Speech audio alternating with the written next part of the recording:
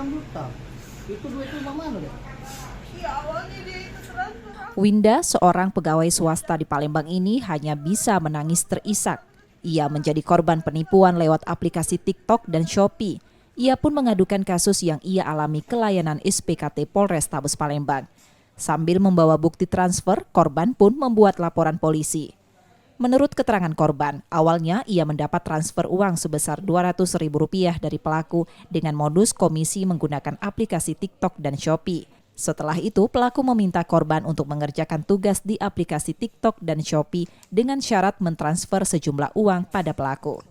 Korban mendapat iming-iming uangnya akan kembali dengan nominal lebih besar. Korban yang tergiur kemudian mentransfer pelaku beberapa kali hingga total transfer mencapai Rp26,6 juta. Beberapa jam setelah korban mengirim uang, korban baru mengetahui dirinya telah menjadi korban penipuan karena uang yang dijanjikan tidak kunjung diterimanya. Ya, terus tuh ada tugas lagi, katanya itu 2.600.000. Nah, aku transfer lah, itu pilihan yang paling kecil.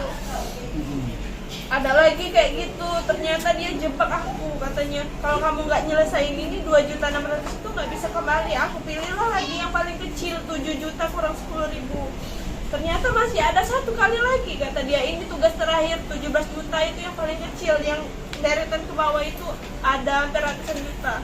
Jadi aku sebelum aku transfer yang terakhir 17 juta itu, kata dia, aku bilang kalau aku sudah transfer kapan semua uang aku kembali, katanya 5 menit. Setelah aku transfer 17 juta itu, dia bilang aku harus bayar pajak dulu 30%, semuanya itu 14 juta 500. Berapa total semua?